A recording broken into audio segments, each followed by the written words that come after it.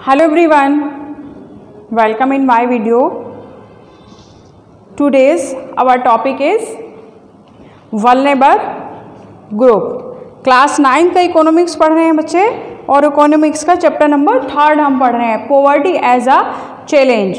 Poverty क्या है, poverty को एस्टिमेट कैसे किया जाता है, पॉवर्टी लाइन क्या है, ये सब हमने पढ़ लिया। वल्नरेबल कौन होते हैं, कौन वल्नरेबल होते हैं वो भी पढ़ लिया है, और सोशल एक्सक्लूजन क्या होता है ये हमने पढ़ लिया है। आज का जो वीडियो उसमें हम पढ़ने वाले हैं वल्नरेबल ग्रुप्स। जो वल्नरेबल ग्रुप्स हैं वो कौन हैं, उसके बारे में हम पढ़ने वाले हैं। तो यहाँ पर ये जो आपको एक डेटा नज़र आ रहा है, तो डेटा को पहले समझ लीजिए, उसके बाद आगे का शुरू करते हैं। यहाँ पर दिया हुआ है numbers of the poor out of every 100 person from the category.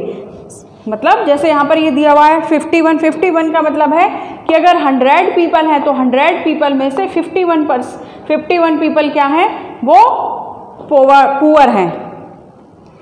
इसका मतलब है कि अगर 100 लोग हैं तो उन 100 में से 51 लोग क्या हैं, पुअर हैं। Poverty in India most vulnerable group, जो मोस्ट वल्नरेबल ग्रुप हैं वो यहाँ पर शो किए हुए हैं। और ये जो डेटा है हमारा, ये बिलोंग करता है कब, 2000 का। ये जो हमारा डेटा है ये 2000 का है। उसके बाद जो रिन्यूड डेटा है वो धीरे धीरे ये सब कम होते चले गए हैं। तो क्या है ये, सबसे पहले हम शेड्यूल्ड ट्राइब्स देखिए। Ratio of people belong poverty line is not same for the social group and economic category. क्या बोल रहा है यहाँ पर, डाइवर्सिटी दिखा रहा है। जैसे हमें पता है कि जो इंडिया है वो एक डाइवर्स कंट्री है, बहुत सारे अलग अलग तरह के लोग रहते हैं, अलग अलग रिलीजन के लोग रहते हैं, अलग अलग कास्ट के लोग रहते हैं। तो हम उन लोगों से क्या करते हैं, बहुत सारी चीज़ों को सीखते हैं, बहुत सारी चीज़ें हम शेयर करते हैं। यहाँ पर क्या बोल रहा है, ratio of people below poverty line is not same. मतलब जितने भी लोग, जो ये पूरा एक डेटा है, ये क्या है, एवरेज इंडियन पॉवर्टी रेशो। ये एवरेज रेशो है, ये एवरेज रेशो है। कब का है, 2000 का है। उसके बाद जो रिन्यू हुआ है 2011-12 में तो 22 तक हो गया। उसके बाद अब और ज़्यादा नीचे चला गया होगा। तो जो हमारी बुक में है हम उसी को पढ़ रहे हैं, हम उसी से समझते हैं। जो एवरेज डेटा है हमारा 26 है। अब ये जो 26 है, यहाँ पर बोला जा रहा है कि इसमें भी जो सोशल ग्रुप है, सोशल ग्रुप कौन से हैं, शेड्यूल्ड ट्राइब्स और शेड्यूल्ड कास्ट, ये होगा सोशल ग्रुप। और वहीं पर जो इकोनॉमिक कैटेगरी है या फिर इकोनॉमिक ग्रुप है वो है अर्बन कैजुअल लेबर और रूरल एग्रीकल्चर लेबर। इसमें कहा है जो सोशल ग्रुप के पुअर पीपल हैं और इकोनॉमिक ग्रुप के पुअर पीपल हैं, पुअर पीपल मतलब बिलो पॉवर्टी लाइन है, वो उनका रेशियो सेम नहीं है, इक्वल नहीं है। तो इक्वल कैसे नहीं है वो देखिए। जैसे यहाँ पर अगर हम शेड्यूल्ड ट्राइब्स की बात करें तो शेड्यूल्ड ट्राइब्स का हमने देखा कितना रेशियो है, 51। 100 में से 51 पीपल क्या है, बिलो पॉवर्टी लाइन है। और शेड्यूल कास्ट को देखिए, शेड्यूल कास्ट में 100 में से 43 लोग क्या है, बिलो पॉवर्टी लाइन है।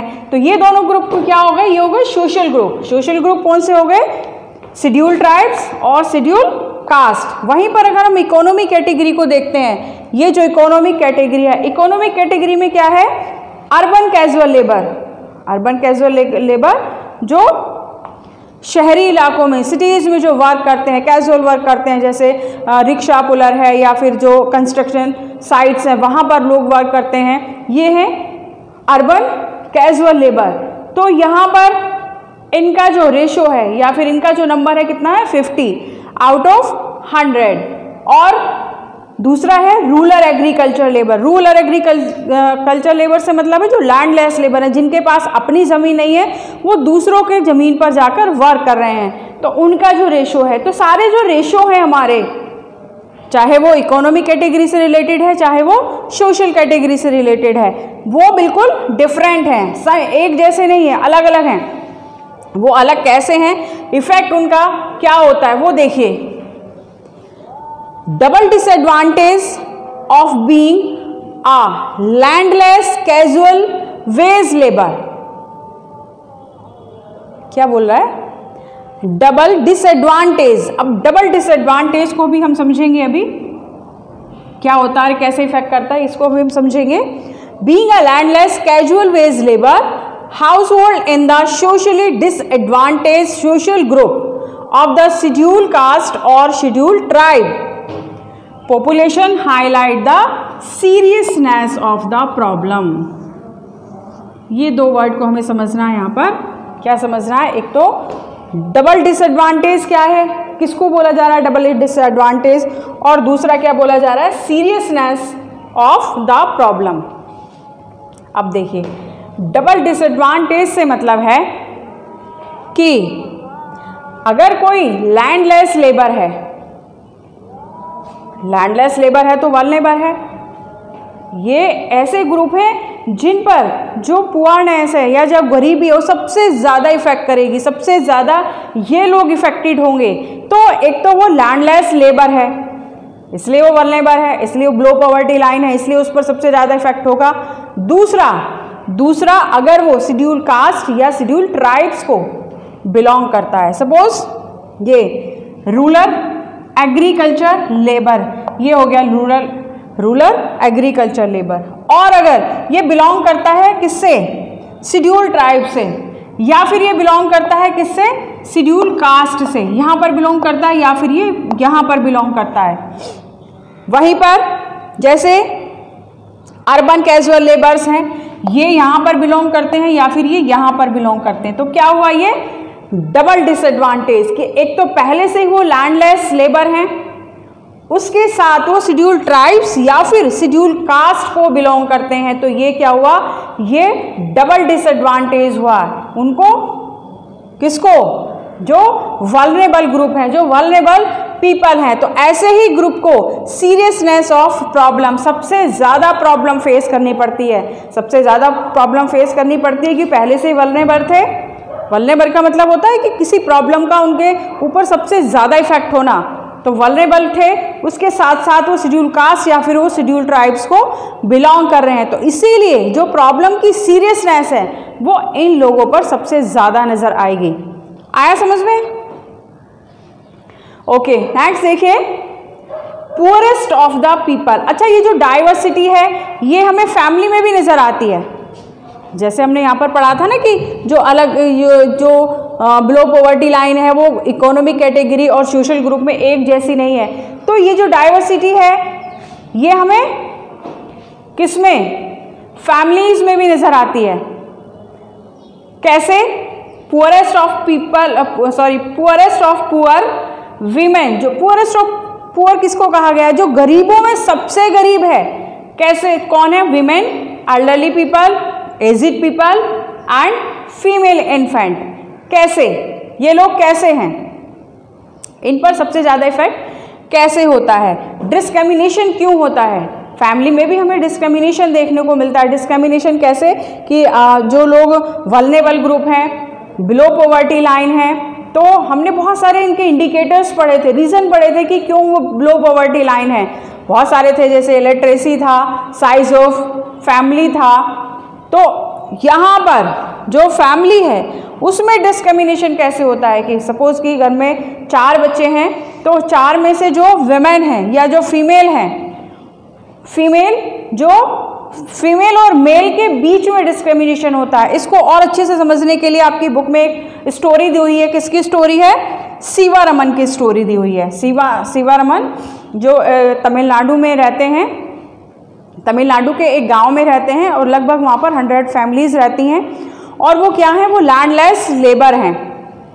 अब देखिए, इसको यहाँ पर भी कनेक्ट करिएगा, इसको यहाँ पर भी रिलेट करके देखिएगा कि एक तो वो लैंडलेस लेबर है जो रिचर फार्मर हैं, जो प्रॉस्पेरियस फार्मर हैं, उनके खेत पर वो काम करता है और काम करके वो मुश्किल से पर डे 100 रुपीज़ वो क्या करता है? अर्न कर लेता है।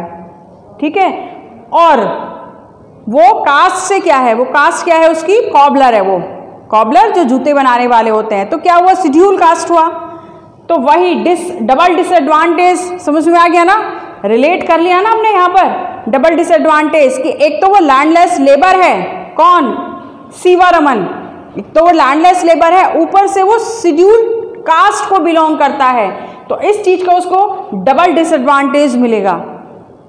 ठीक है, अब जो उसकी फैमिली का साइज है वो काफी बड़ा है, काफी बड़ा है, नाप के देखेंगे बहुत बड़ा है नहीं, जो फैमिली मेंबर्स हैं वो ज्यादा हैं। कितने फैमिली मेंबर्स हैं? 8। सीवारमन की फैमिली में 8 मेंबर्स हैं। एक तो उसकी मदर हैं जो आए दिन बीमार रहती हैं, क्योंकि वो लो पॉवर्टी लाइन है, मुश्किल से 2 टाइम का खाना वो जुटा पाते हैं, मुश्किल से 2 टाइम वो खाने को जुटा पा रहे हैं, इसीलिए जो उनकी मदर है वो बीमार रहती है और उनको वो मेडिकल केयर प्रोवाइड नहीं करा पाते हैं, उनकी दवाइयाँ को वो पर वो खर्च नहीं कर पाते हैं क्योंकि उनके पास पैसे ही नहीं हैं। इसके अलावा उनकी एक अनमैरिड सिस्टर है, वो भी इन्हीं के साथ रहती है। इसके अलावा उनके 4 बच्चे हैं, 4 बच्चे हैं, 4 में से जो 3 है वो गर्ल बेबी है और जो सबसे छोटा बच्चा है वो बॉय बेबी है। जो सबसे छोटा बच्चा है वो 1 साल का है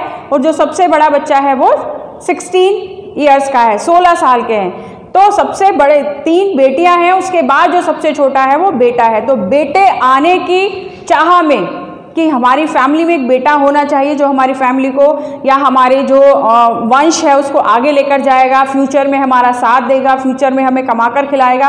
तो ये जो एक मेंटेलिटी है, जो माइंड सेट किया हुआ है लोगों ने, उसके चलते उनके यहाँ पर कितने 4 बच्चे हो गए। तो अगर वो 4 में से सिर्फ 1 ही बच्ची होती तो क्या होता कि जो अब प्रॉब्लम वो फेस कर रहा है उससे प्रॉब्लम कुछ कम होती। 4 बच्चों के लिए अरेंज करना है उसको खाने के लिए, फिर उसे 1 बच्चे के लिए अरेंज करना होता, तो 1 बच्चे का क्या कर सकता था, वो उसको स्कूल भेज सकता था, अपनी जो उसकी माँ बीमार है उसके लिए मेडिकल फैसिलिटी वो प्रोवाइड करा सकता था। लेकिन क्योंकि 4 बच्चे हैं, खुद के पास उसका अपनी ज़मीन नहीं है, कैजुअल लेबर है और शेड्यूल कास्ट को वो बिलोंग कर रहा है, तो इसीलिए उसके पास क्या है, डबल डिसएडवांटेज है। इसके अलावा अगर वो फ्यूचर में उसके पास रिसोर्सिस होंगे भी, सपोज उसने बहुत मेहनत की या फिर आगे बढ़ा वो, तो अगर उसके पास रिसोर्सिस होंगे तो वो क्या करेगा, वो रिसोर्सिस अपने बेटे पर खर्च करना चाहेगा। जैसे वो प्लानिंग कर रहा है, आपकी बुक में दी हुई है, स्टोरीज को पढ़िएगा और अच्छे से, तो वो प्लानिंग कर रहा है कि वो अपने बेटे को स्कूल भेजेगा। वो कोशिश कर रहा है कि वो अपना बेटा जब उसका स्कूल जाने लायक होगा तो उसको स्कूल भेजेगा। बेटियों को वो स्कूल भेजने के फेवर में नहीं है। उसका कहना है कि लड़कियां स्कूल जाकर क्या करेंगी, उनको शादी करके किसी दूसरे के घर जाना है, तो इसलिए उनको स्कूल जाने की ज़रूरत नहीं है। कभी कभी उनके घर में क्या आता है, दूध, मिल्क कभी कभी आता है। अब वो जब कभी कभी आता है तो सारे बच्चों को न्यूट्रिशन फूड चाहिए, जितने 4 बच्चे हैं उनके घर में तो चारों के लिए न्यूट्रिशन फूड होना चाहिए। लेकिन वो जो दूध आता है वो सिर्फ किसके लिए आता है, जो सबसे छोटा उसका बेटा है उसके लिए।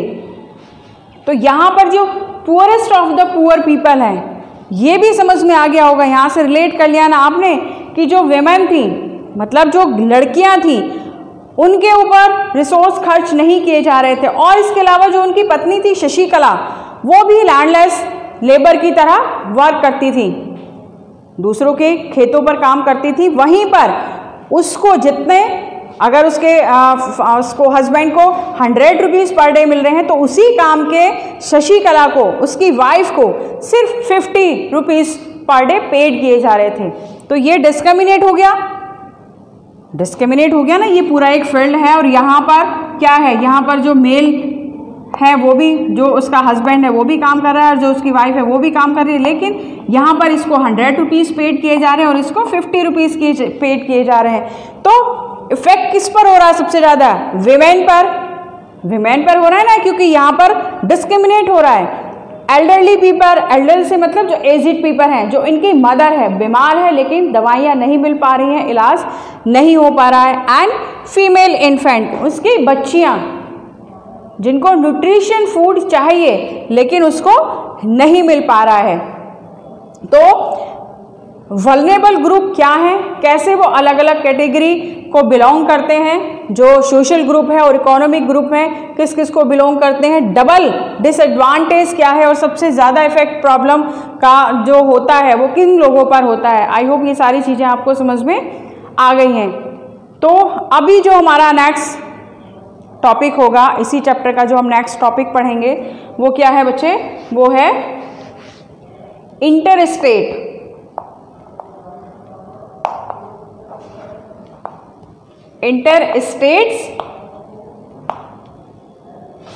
डिस्पैरिटीज। इंटर स्टेट डिस्पैरिटीज से मतलब है कि जो पॉवर्टी है वो ऐसा नहीं है कि हर स्टेट में एक जैसी है, कि एक स्टेट में अगर 100 पीपल बिलो पॉवर्टी लाइन है तो दूसरे में भी 100 होंगे और तीसरे में भी 100 होंगे, ऐसा नहीं है। जो अलग अलग स्टेट हैं वहाँ पर बहुत ज़्यादा डिस्पैरिटी है, अलग अलग डिस्पैरिटी हमें वहाँ पर नज़र आएगी। तो मिलते हैं नेक्स्ट वीडियो में इस टॉपिक के साथ, inter state disparity. Till then goodbye, take care.